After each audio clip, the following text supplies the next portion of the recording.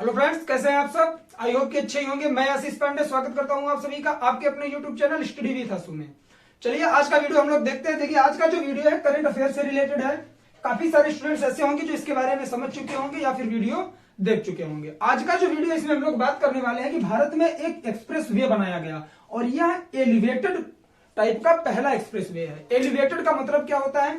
Elevated का आशय यह है कि ऐसा एक्सप्रेस वे जो जमीन से ऊपर हो, मतलब जैसे ओवर ब्रिज वगैरह बनाए जाते हैं उसी तरह से, मतलब इसमें किसी भी तरह का कोई रोक टोक ना हो, कोई भी सड़कें इससे नहीं जुड़ी हुई हैं या डायरेक्ट एक जगह से दूसरी जगह के लिए जोड़ दिया जाता है। जैसे अगर हम लोग बात करें कि यह बनाया कहां पर गया है, तो यह द्वारका, दिल्ली में द्वारका पड़ता है, तो द्वारका से कहां तक का, गुड़गांव तक के लिए यह बनाया गया है। और इससे फायदा क्या होगा, जो हमारी एक नेशनल हाईवे, आप सबको पता होगा कि NH8 नेशनल हाईवे जो 8वीं नंबर की है, NH, ये कहां से कहां तक जोड़ती है, हमें दिल्ली से मुंबई के लिए जोड़ती है। तो इसमें सुगमता लाने के लिए, जैसे कि ट्रैफिक वगैरह बहुत ज्यादा होते हैं, कोई काफी सारी चीजें ऐसी होती है ट्रांसपोर्ट वगैरह की हो गई कि जो दिल्ली को क्रॉस करके जाना पड़ता है, दिल्ली को क्रॉस करके जाना पड़ता है। तो साथ में अगर आप लोग जैसे कि पुरानी तरह से जो हमारी परिवहन सेवाएं अगर वहां से जाएंगे तो बहुत सारे ट्रैफिक आपको मिलेंगे।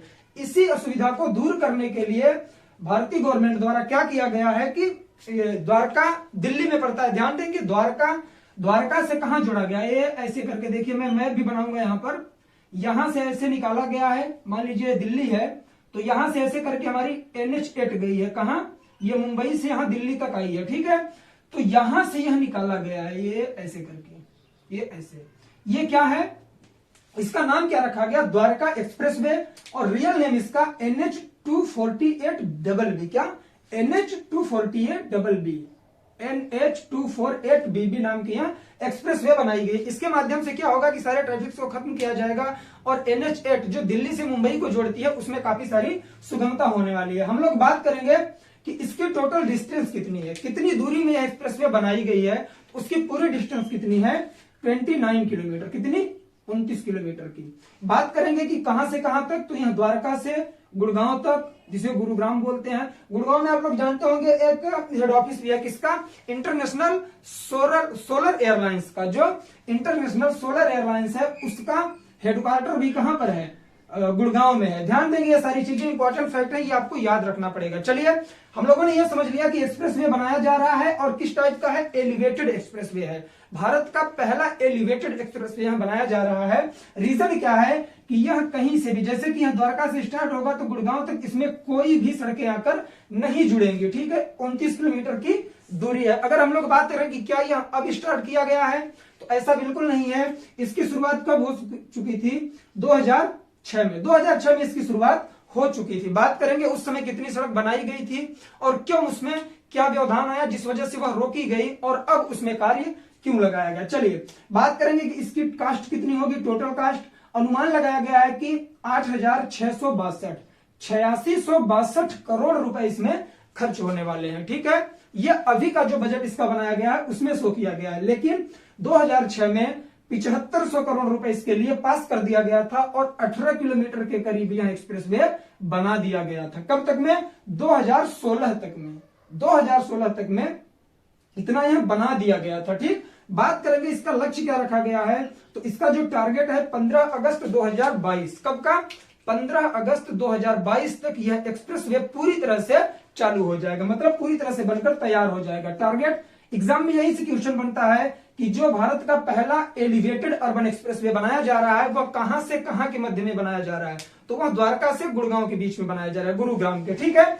बात करेंगे कि इसका लक्ष्य क्या रखा गया है, कब तक यह तैयार हो जाएगा, तो 15 अगस्त 2022 तक। अगर आप लोग कल या परसों का पेपर देखेंगे, किसका, NTPC का जो एग्जाम चल रहा है उसका परसों वाला पेपर देखेंगे, उसमें डायरेक्ट यहां से क्वेश्चन बना है और इसका नाम पूछ लिया है कि भारत का पहला एलिवेटेड अर्बन एक्सप्रेसवे जो द्वारका से गुरुग्राम के बीच बनाया जा रहा है उसका नाम क्या है। कई सारे ऑप्शन दिए थे, तो उसका रियल नेम क्या है, NH248BB, क्या, NH248BB, ठीक। इतने सारे आप लोगों के जो कंफ्यूजन थे दूर हो गए। चलिए बात करेंगे कौन सी कंपनी इसे बना रही है। आप लोगों ने एक नाम सुना होगा, एक अथॉरिटी है हमारी, क्या, NHAI, NHAI national highway authority of India, national highway authority of India.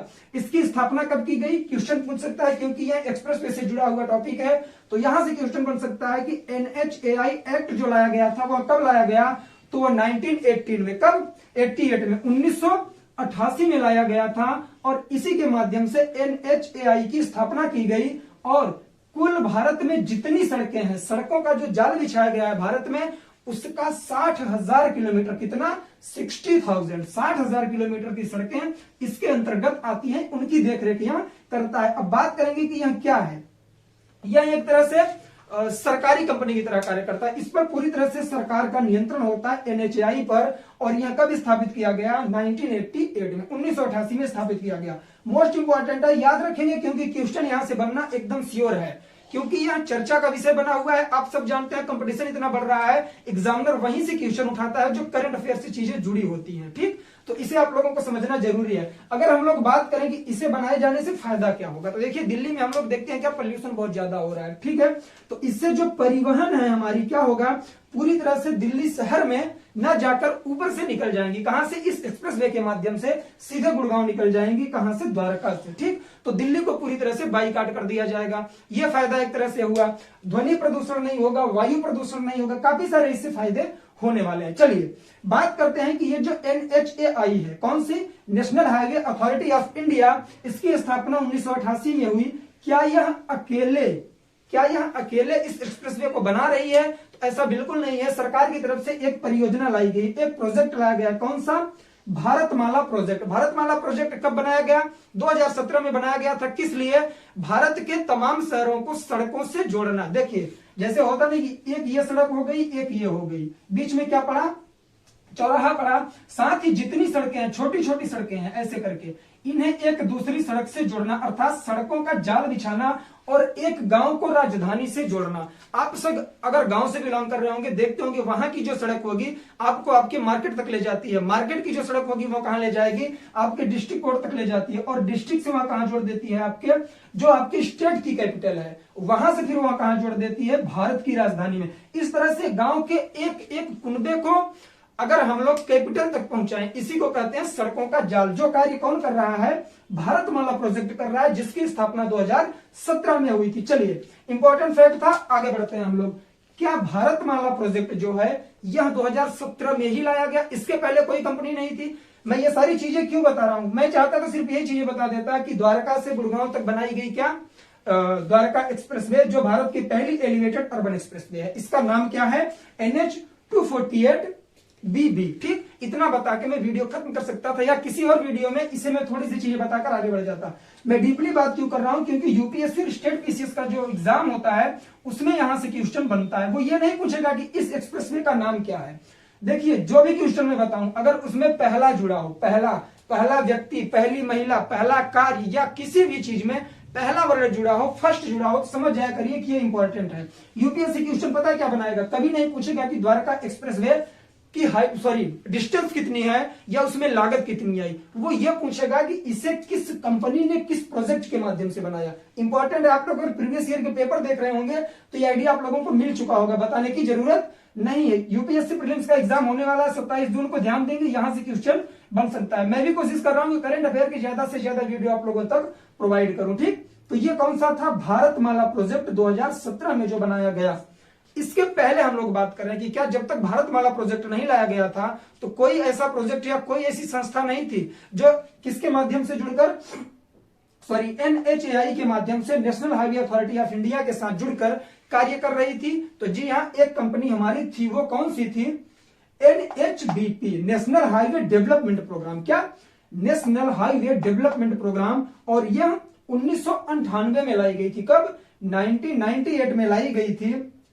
और इसी के माध्यम से इसी का नाम परिवर्तित कर दिया गया, और क्या कर दिया गया 2017 में, भारतमाला प्रोजेक्ट नाम कर दिया गया। ठीक, इंपॉर्टेंट फैक्ट है। अगर आप लोगों से पूछेगा कि भारतमाला प्रोजेक्ट की स्थापना कब हुई, तो इसकी स्थापना 2017 में हुई भारतमाला के रूप में। ठीक, इसके पहले 1998 में NHDP, क्या, नेशनल हाईवे डेवलपमेंट प्रोग्राम, इसका पहले नाम था, और इसी का नाम परिवर्तित कर दिया गया, कन्वर्ट करके इसे भारतमाला प्रोजेक्ट के रूप में प्रदर्शित कर दिया गया। कब, 2017 में। ठीक, चलिए बात करते हैं एक और हमारा क्या है, ये भारतमाला हो गया। एक हमारा है सागरमाला प्रोजेक्ट। क्या सागरमाला प्रोजेक्ट है, इसके बारे में भी आप लोगों को जानना जरूरी है क्योंकि यह भी सड़कों से जुड़ा हुआ है। ठीक, कैसे जुड़ा है बात करते हैं इसके बारे में हम लोग। देखिए इसके नाम में क्या जुड़ा है, पहले भारतमाला, तो यह भारत के अंदर जितनी सड़कें हैं उन्हें जोड़ने का प्रयत्न करता है। इसके नाम के आगे जुड़ा है क्या, सागरमाला। सागर का आशय क्या होता है, समंदर